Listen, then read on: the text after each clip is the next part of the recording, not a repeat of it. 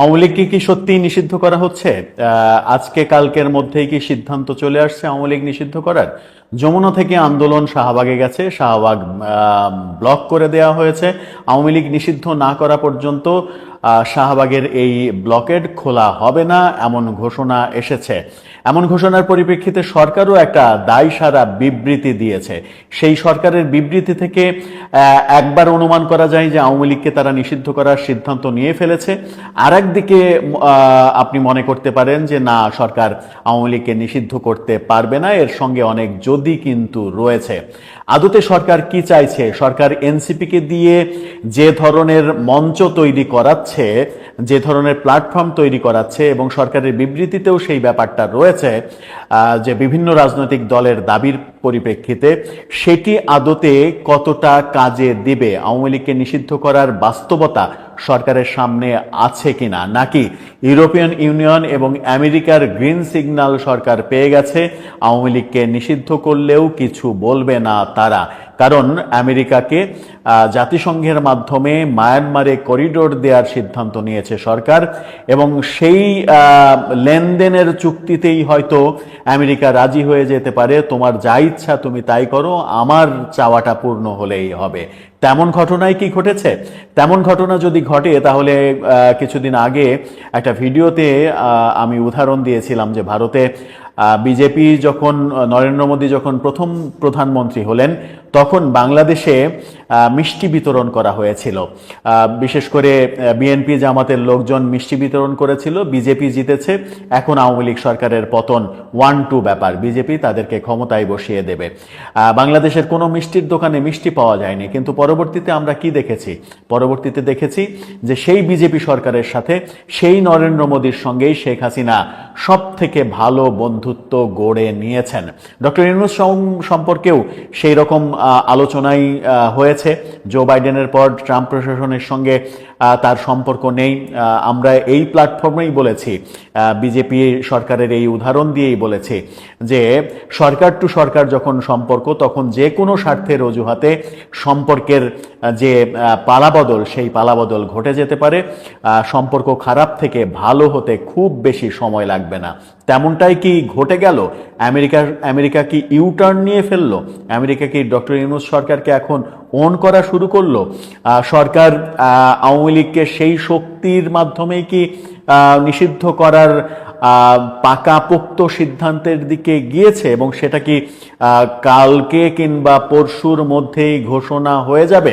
সেরকমটাই মনে হচ্ছে। কি বলছে সরকার, কি ভাবছে তারা? আন্দোলনের বা কি অবস্থা? রাজনৈতিক বাস্তবতা কি? আওয়ামী লীগকে নিষিদ্ধ করা রাজনৈতিকভাবে সম্ভব কিনা, সেই আলোচনাই করবো এই ভিডিওতে। সরকার কি সত্যি সত্যি আওয়ামী লীগকে নিষিদ্ধ করার সিদ্ধান্ত নিয়েছে কিনা? যমুনার সামনে এনসিপির অবস্থান, এবং সেখানে 30-32টা দলের অংশগ্রহণের যে খবর আমরা শুনেছি, যদিও সেই দলগুলো সবই সাইনবোর্ড সর্বস্ব দল, কিন্তু সর্বশেষ জামাত শিবিরের অংশগ্রহণ আমরা দেখেছি। জামাত শিবিরের অংশগ্রহণের মাধ্যমে জটলাটা বড় হয়েছে। তারা এখন শাহবাগে অবস্থান করছে এবং শাহবাগ ব্লকেড করে শাহবাগ না ছাড়ার কথা ঘোষণা দিয়েছে। জামাত শিবির সেখানে সক্রিয়ভাবে অংশগ্রহণ করেছে এবং তাদের ব্যাপক নেতাকর্মীর সমাগম ঘটিয়েছে। হেফাজতের নেতাকর্মীদের আসতে দেখা গেছে, অর্থাৎ কওমি মাদ্রাসাকেও কাজে লাগানো হচ্ছে এই আন্দোলনে, এই দাবিতে। সেই দৃশ্য আমরা দেখছি। কদিন আগেই কওমিদের যে সংগঠন হেফাজত, সেই হেফাজতের মহাসমাবেশে হাসনাত আবদুল্লাহকে বক্তব্য দিতে শুনেছি। এক ধরনের হেফাজতের যে নারী বিরোধী অবস্থান, সেই অবস্থানে এনসিপির সহমর্মিতা আমরা দেখেছি। সব মিলিয়ে হেফাজতের সঙ্গে একটা জোট হয়ে যাওয়ার সম্ভাবনাটাকে কিন্তু উড়িয়ে দেয়া যায় না। আবার কিছুদিন আগে লন্ডনে জামাতের আমির, লন্ডনে তারেক রহমান এবং খালেদা জিয়ার সঙ্গে মিটিং করার পর মনে হচ্ছিল যে জামাত এবং বিএনপি বোধহয় পুনরায় গাঁটছড়া বাঁধছে, কিন্তু সেটাও বোধহয় উল্টে গেছে। এখন ব্যাপারটা এরকম হতে চলেছে যে বিএনপিকে ঠেকানোর জন্য দুটো কাজ এদের প্রয়োজন। এক, আওয়ামী লীগকে নিষিদ্ধ করা, আর এক বিএনপি বাদ দিয়ে যত দল রয়েছে সেই দলগুলো একজোট হওয়া, সেই দলগুলো একজোট হয়ে আওয়ামী লীগ শূন্য অবস্থায় তারা যদি নির্বাচন করে তাহলে বিএনপির সঙ্গে টক্কর দিয়ে পেরে উঠবে, এরকম রাজনৈতিক নকশা সম্ভবত তাদের রয়েছে। সেই নকশা বাস্তবায়নের জন্যই বিএনপিকে ছাড়াই এই আন্দোলন করা হচ্ছে এবং বিএনপিকে দোষারোপ করা হচ্ছে বিভিন্নভাবে। এদিকে বিএনপির তরফ থেকে বলা হয়েছে স্পষ্টভাবে যে আওয়ামী লীগের নিষিদ্ধ করা না করা এটা বিএনপির ক্ষমতার মধ্যে নয়, এটা বিএনপির ইস্যু নয়, এটা রাজনৈতিক ইস্যু, এটা জনগণের সিদ্ধান্ত। বিএনপি আগের অবস্থানেই রয়েছে, অর্থাৎ আওয়ামী লীগ থাকবে কি থাকবে না, আওয়ামী লীগ রাজনীতি করবে কি করবে না সেই সিদ্ধান্ত জনগণ নেবে। কিন্তু বিএনপির একটা অবস্থান স্পষ্ট রয়েছে যে আওয়ামী লীগের যারা দোষী, যারা দুর্নীতি করেছে, যারা তাদের ভাষায় গণহত্যা করেছে, তাদের বিচারের মুখোমুখি করতে হবে। বিএনপি এখন পর্যন্ত শাহবাগের এই আন্দোলন ব্যাপারে তেমন কোনো উৎসাহ দেখায়নি এবং উৎসাহ দেখাবে না বলেও মনে হচ্ছে। শেষ পর্যন্ত বিএনপিকে ছাড়াই এদের আন্দোলন করতে হবে।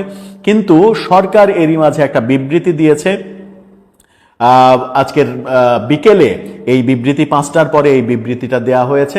সেই বিবৃতিতে এক ধরনের স্ববিরোধী কথা বলেছে সরকার। এনসিপির এই আন্দোলনটাকে সরকার অনেক বড় হিসেবে জাহির করার চেষ্টা করেছে। তারা বলেছে যে আওয়ামী লীগ নিষিদ্ধের দাবি বিবেচনা করছে সরকার, রাজনৈতিক দলগুলোর সঙ্গে আলোচনা করে দ্রুত এই বিষয়ে সিদ্ধান্ত নেওয়া হবে বলে অন্তর্বর্তীকালীন সরকার জানিয়েছে।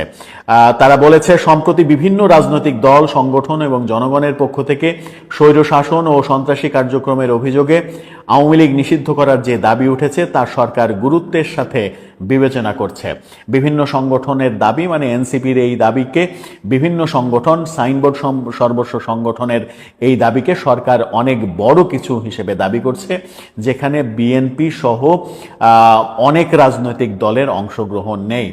বিএনপি এবং আওয়ামী লীগকে যদি বাদ দেওয়া যায়, বিএনপি, আওয়ামী লীগ এবং জাতীয় পার্টিকে যদি বাদ দেওয়া যায়, বাকি সমস্ত রাজনৈতিক দলগুলো বাংলাদেশের কত পার্সেন্ট জনগণের প্রতিনিধিত্ব করে সেই প্রশ্নও সামনে এসে যায়।